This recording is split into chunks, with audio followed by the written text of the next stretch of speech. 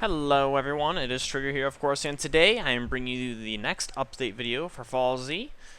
This time I'm mainly going to be highlighting the building aspect of FALLZ, which I really have not covered at all since the server's been down. And this is going to be the brand new system for FMFALLZ to be more specific, so let's go and jump right into it and show you. Mainly, I'm just going to be covering how energy generation works. I haven't really covered anything with the building system at all, so just to start, this is going to be a very short video on how the energy generation works. So basically, you're going to have power sources, and don't mind the spam as I delete this stuff. Oh, actually, okay, cool. I already removed their messages. Alright, but how energy generation is going to work is you're going to be able to accumulate power from certain sources. In this case, I'm going to be demonstrating solar power. Obviously, solar power will have a downside of only being able to generate power during the day, whereas other sources, maybe like geothermal or something, will be constant, but just a little lower. Just kind of depends what you're going to do. There's going to be a lot of sources. I haven't decided on all of them. Some things that you can obviously expect, obviously, will be the solar panels. You'll have nuclear power as well. There will also be a coal generator. There will be oil as well, so obviously the oil rig in the center will be a great place to get that. Oil is going to be something that's kind of a little more unique, because that's where a lot of people are going to get most of their resources from. So, but yeah, there's plenty of sources that are going to come up. I'm just going to demonstrate the one, though, because it's come along quite good. So yeah, let's go and get started. So the first thing you're going to end up getting when you build your base is you're going to need a battery, because your battery is going to literally power everything. So let's go ahead and full screen this. Your battery is where you're going to store your power, obviously. So anytime you have a power source, like a solar panel, so I'll put that down, this right here is going to output power that we need to store in a chest. Now, the chest being a battery, obviously. And I do plan on actually changing this to have custom models and stuff too, so that'll be coming along in the future. But yeah, so just for the basics now, you're going to need redstone, which is basically what you're going to use to conduct power, and you're also going to need redstone repeaters. Redstone repeaters are going to be very unique with the power system. Now, there is a limit to how far this power can be transmitted. That's just because, for performance reasons, it tends to be up to about 60 blocks maximum before your connection will shatter. And that's only for emergency purposes, but normally it's actually going to be about half of that, so you'll be about 30 blocks of distance, which is pretty far if you think about it. So let's go ahead and just demonstrate. So I have a solar panel down here. Let's just go ahead and place some redstone. You're going to see one connections were broken. This is a debug message. It's going to be cleaned up later on to kind of be more, I guess, make sense and not so bug-like. So one connections were broken because there was no connections established, basically. So if I place on the battery at the end, we're not going to need any messages, but I'm just going to go ahead and reseed the signal here. So if I delete this and replace the solar panel at the end, you're going to see a connection was established, a battery connection was created. Sometimes you can also put chest down at the other end, and if it's not a battery, if I open this up, you'll see it's a battery. If it doesn't detect that it's a battery, it'll say there was a chest at the end, but it wasn't a battery. So that's good for testing purposes. So as you see, we have this set up here. The power is being transmitted into here. If we hover over this, let me go ahead and reseed this. Okay, so there you go. One connections were created or maintained. Later on, that will just automatically happen when you place anything related to the power system. So we give it about, yeah, so about every 10 seconds, just for testing purposes, you're going to generate 10 energy. And that's because per solar panel, you're going to generate 10 energy. Obviously, this will only apply during the day. So you can obviously apply a lot more solar panels to this. So let's go ahead and place down some redstone. Place that at the end. Refresh that. And so you can see now we have two connections were created or maintained, so that's just accounting for the blocks nearby us. So anytime you break a block, it's going to update the blocks around there rather than the entire server. So just another performance thing. So now if we open this up, we're going to see we're at 50. When this ticks again, we should have 70 energy because we have two solar panels hooked up to it. And so you can see we have 70.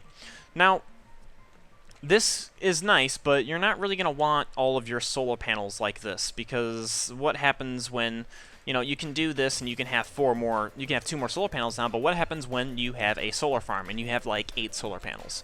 Well, I thought of a simple way to fix that. So the way you're going to be able to deal with that is by, let's go ahead and reset all of this. And let's go ahead and make a simple straight line. So we're going to make a straight redstone line like this. And this is essentially where we're going to send all of our power to. how we're going to send everything. Now, this right here at the end, this will just, whoops, this here will just work.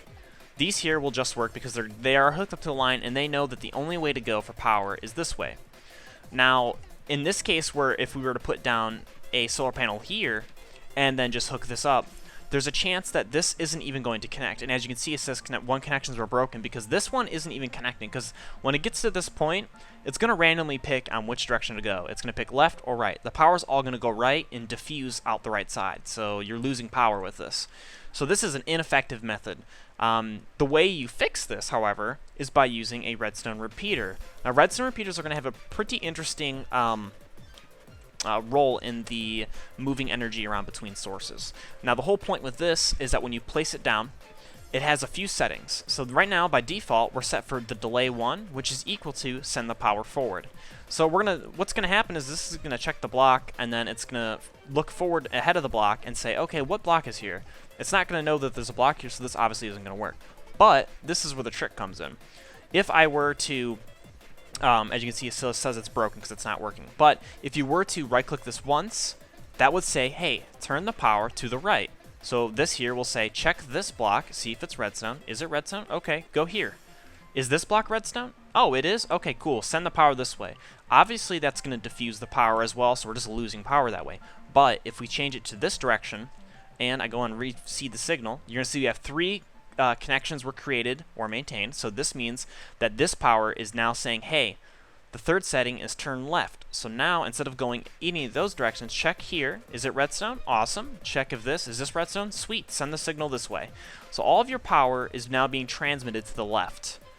Now this is a pretty big deal because if you're gonna have a lot of solar farms, you're gonna need this. And let's say you have batteries that you want to send in other directions, or if you have power sources but you need to cross over your existing power lines and stuff. This being a power line, then you need to be able to control which direction it goes. So that's what that is exactly what the repeater does. So if we go into here, we have 390 power already, so that's pretty quick. So when we see it tick, it should go up by 30. So we should hit 420. Wow, what a good number. Let's see, is it going to go? 420, look at that. So we ticked by 3, so our energy is actually being accumulated into the battery. So that's pretty sweet. So let's go ahead and demonstrate why you might want to use this in another fashion. So obviously we can set this up to use even more solar panels with even more power storage methods. So let's reseed it. You can see 4 connections, great. So that means it's connected. You can keep doing this obviously to add more and more signals to it. You can do this and have redstone like this and try to link multiple things up to a block like that, but you need to make sure you restrain yourself to just straight lines and trying to use everything in a very clean fashion. You can try to do things like this, but there's going to be absolutely no guarantee that this is actually going to work. And the reason why that is because all of these connections are just so close together that there's no way for the power to actually account for it. So if the power goes out one way, it's going to diffuse in any direction. It can't, yeah, so that's just how the power will work. But as I was saying before, what happens if you have 2 power sources? Let's say this is geothermal generation over here. And you need geothermal generation because for some reason it only generates, let's say I decide that geothermal generation only produces a little bit of power instead of a lot of power. Well, let's say you have lights in your base and your lights are powered by electric. So the way you would deal with that is you would need a low power source, and you don't really want that low power source getting stored in another battery that you're going to be using for other essential things in your base. So let's say we just go ahead and set this back to forward. The forward here, we can send the signal straight this way. And we can say, hey, store in this battery instead. And what that'll do is it'll start directing the power to say, hey, go forward. Power's going to go forward. It'll go here. And then in the next step, you'll be able to draw this power out using redstone power as well. And when you draw the power out of the battery, you can send that to where you need it. So in this case, we'll send this little bit of power that we're storing just to lights because lights don't use that much power. That's pretty much a basic wrap-up of how the batteries work. Batteries will be normal chests. Later on I plan to change them and make them a little better. The only thing in here right now is the battery capacitor. It's the only thing you can see in there. Later on there will be a few more things in here, like you'll be able to see how many solar panels you have connected to it. I plan on having other few things too with your intelligence to be integrated with this. So yeah, thank you guys for watching. As usual, please, as usual, please rate and subscribe, and I hope to see your comments down below. If you have any base ideas, please let me know. I have a lot of ideas of myself, but you guys seem to come up with a lot better ideas than me. Alright, thank you guys for watching. See you guys later.